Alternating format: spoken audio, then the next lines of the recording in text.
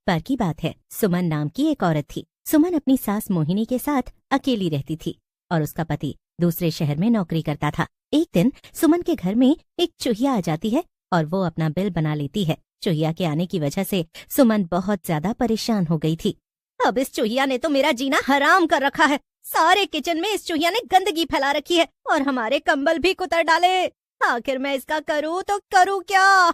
चूहिया से परेशान होकर सुमन सीधा बाजार के लिए निकल जाती है। भैया, एक चूहा मारने की दवा दे दो। चूहे मारने वाली दवा लेकर सुमन घर आ जाती है। सुमन को बाजार से आते हुए देखकर उसकी सास मोहिनी उससे कहती है, अरे बहू, कहाँ से आ रही हो? माँ जी, वो मैं बाजार गई थी चूहे मारने की दवा लेने के लिए। घर में एक चूहिया ने आतंक मचा रखा है। अब चाहे कुछ भी हो जाए, मैं उस चूहिया से छुटकारा पाकर ही रहूंगी। अच्छा, ठीक है बहू, जैसा ठीक लगे वैसा करो। सुमन की सास ये कहकर अपने कमरे में चली जाती है। लेकिन सुमन ने पूरे घर में चूहे मारने की दवा डाल दी। लेकिन उसी वक्त एक चुड़ैल सुमन के घर के पास से गुजर रही होती है और वो घर की खिड़की से सुमन को ऐसा करते हुए देख लेती है। अरे, ये औरत आखिर कर क्या रही है? लगता है ये किसी चूहे को मारने के लिए जाल बिछा रही है। बड़ा समय हो गया, मैंने किसी इंसान को जमकर तंग नहीं किया। आओ, आज इस औरत को जरा परेशान करती हूँ। जैसे ही सुमन सारे घर के कोनों में चूहे मारने की दवा डाल देती है तो वो अपने कमरे में चली जाती है। सुमन के जाते ही वो चूहिया अपने बिल से निकलती है और दवा खाने के लिए आगे बढ़ती है। लेकिन तभी चुड़ैल उसे रोक देती है और उसे अपने हाथ में उठा लेती है। ना ना ना, मेरी प्यारी चूहिया, इतनी भी क्या जल्दी है मरने की? हाँ, चलो पहले हम मिलकर इस घर की मालकिन को जरा सबक तो सिखा दे। ये कहकर चुड़ैल चूहिया के अंदर घुस जाती है और चुड़ैल के घुसते ही चूहिया की आंखें एकदम लाल हो जाती हैं और वो बहुत ही खतरनाक दिखने लगती है। और सबसे बड़ी बात तो ये थी कि अब ये भूतिया चूहिया बोल सकती थी। अब आएगा ना मजा। इतना कहकर भूतिया चूहिया अपने बिल में घुस जाती है। थोड़ी देर बाद सुमन अपने कमरे से बाहर निकलती है और चूहिया को ढूंढने लगती है। अरे, अब तक तो इस चूहिया को मर जाना चाहिए था। आखिर ये है कहाँ और इसने चूहे मारने वाली दवा खाई भी या नहीं? सुमन इधर उधर चूहिया को ढूंढने लगती है कि तभी सुमन को उसका बिल दिख जाता है। अरे, ये रहा उसका बिल। जरूर वो चूहिया इसके अंदर ही छिपी हुई होगी। अभी इसके अंदर कुछ डालकर पहले तो उसे बाहर निकालती हूँ। सुमन ठीक ऐसा ही करती है। वो एक छोटा सा डंडा ले आती है और उसे बिल के अंदर डालने लगती है। ऐसा करने से डंडा भूतिया चूहिया को भी लग जाता है और वो गुस्से में बाहर निकल आती है। लेकिन इतनी खतरनाक लाल आंखों वाली चूहिया को देखकर सुमन भी थोड़ा डर जाती है। क्यों री पागल औरत, तूने मुझे सोते वक्त परेशान किया।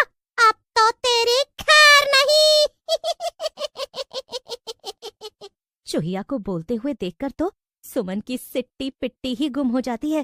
बोलने वाली चूहिया, माँ जी, जल्दी आइए। अरे, माँ जी को क्या बुलाती है? दम है तो मुझसे बात करना। बड़ी आई थी मेरे लिए जाल बिछाने वाली। मुझे मारना चाहती थी ना तू? अब देख मैं क्या करती हूँ। देखते ही देखते चूहिया बड़ी होने लगती है और वो सुमन के बराबर बड़ी हो जाती है। माँ जी, बचाओ। अब बोल, मारेगी मुझे? सुमन के चीखने की आवाजें सुनकर उसकी सास मोहिनी वहाँ दौड़ी दौड़ी आती है। अरे, क्या हुआ बहू, क्यों चिल्ला रही है? एक इतनी बड़ी भूतिया चूहिया को देखती है तो वो भी बहुत डर जाती है। हे भगवान, इतनी बड़ी चूहिया हमारे घर में? अरे सुमन, मुझे लगा था घर में छोटी मोटी चूहिया होगी और तू उसके लिए दवा लेने गई होगी। तूने मुझे बताया क्यों नहीं कि घर में इतनी बड़ी? अरे माँ जी, क्योंकि ये चूहिया पहले छोटी ही थी और ये अचानक से बड़ी हो गई। अरे पर माँ जी, अभी ये सब बातों का समय नहीं। कोई कुछ नहीं कर सकता। मैं तभी हटूंगी जब मेरा मन करेगा। और मेरा मन किया तो मैं इस औरत को छोटा करके अपने साथ अपने बिल में ले जाऊंगी और इसे वहीं कैद कर लूंगी। क्या भला ये मुमकिन है क्या? तुम तो बस फालतू की बातें कर रही हो। मोहिनी की ऐसी बात सुनकर चूहिया को गुस्सा आ जाता है और वो कहती है, क्या? मैं और फालतू बात? रुक बुढ़िया, अभी तुझे दिखाती हूँ कि मैं जो कहती हूँ वो कर भी सकती हूँ। और फिर वो अपने आप को एकदम छोटा कर लेती है और यही नहीं, वो सुमन को भी अपने जादू से छोटा कर लेती है। ये देखकर सुमन और मोहिनी दोनों दंग रह जाते हैं। बुढ़िया, तू मुझे पकड़ेगी और रोकेगी भी? चल देखते हैं तू मुझे इसे ले जाने से कैसे रोकेगी। और उसे अपने साथ जल्दी से बिल के अंदर ले जाती है। मोहिनी उन्हें पकड़ने की कोशिश करती है लेकिन वो नाकाम रह जाती है। लेकिन जैसे ही चूहिया सुमन को लेकर बिल में घुसती है, मोहिनी जल्दी से बगल में रखी अलमारी नीचे गिरा देती है, जिससे बिल पूरी तरह से बंद हो जाता है। इसके बाद मोहिनी सीधा अपने बेटे को फोन लगाती है।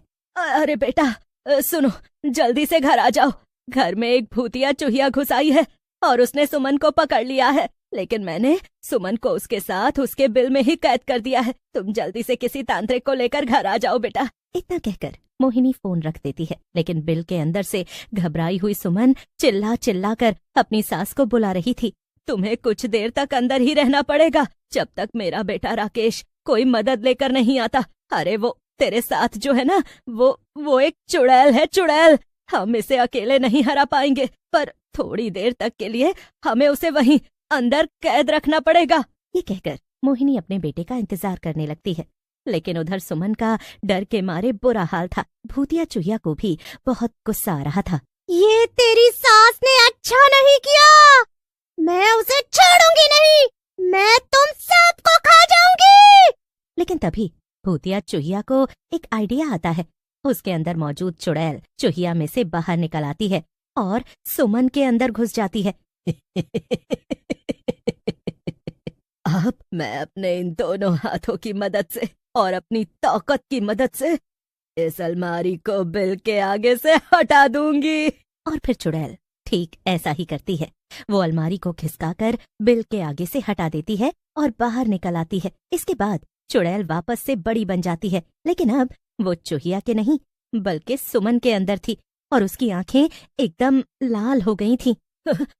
ये क्या हो रहा है? सुमन, सुमन, तू ठीक तो है ना? बुढ़िया, तूने मुझसे पंगा लिया। पहले तो मैं बस थोड़ा बहुत मजाक कर रही थी, लेकिन अब तो तेरी खैर नहीं। और वो फिर से सुमन के शरीर से निकलकर चूहिया में घुस जाती है। ये देखकर सुमन और मोहिनी दोनों बाहर की तरफ भागती हैं और चूहिया चुड़ैल उनके पीछे पीछे भागती है। बाप रे, ये क्या दिन देखना पड़ रहा है इस बुढ़ापे में। अरे सुमन, तुझे क्या जरूरत थी चूहिया को मारने के लिए जाल बिछाने की? ये आप कैसी बातें कर रही हो माँ जी? चूहिया को मारती नहीं तो क्या गोद ले लेती? दोनों सास बहू भागती भागती मेन गेट से बाहर निकल जाती हैं और उनके पीछे भूतिया चूहिया भी भागते हुए आती है। लेकिन एकदम से उसके सामने एक जाल आ जाता है और वो उसमें फंस जाती है। सुमन और मोहिनी देखती हैं कि सामने रघु यानी मोहिनी का बेटा खड़ा था और उसके साथ एक तांत्रिक बाबा भी थे जिन्होंने जाल में चूहिया को पकड़ रखा था। अरे बेटा, अच्छा हुआ तू आ गया, वरना आज तो हमारी खैर नहीं थी। तांत्रिक चुड़ैल को पकड़कर अपने साथ ले गया और चुड़ैल को अपना मजाक खुद पर ही भारी पड़ गया। बाल बाल बचे आज तो, वरना मुझे तो लगा था कि आज हमारा आखिरी दिन होगा। ना बाबा, बिल्कुल ना। ये सुनकर तीनों हंसने लगते हैं और फिर खुशी खुशी रहते हैं। उधर चुड़ैल अब हमेशा हमेशा के लिए चूहिया के शरीर में कैद हो जाती है।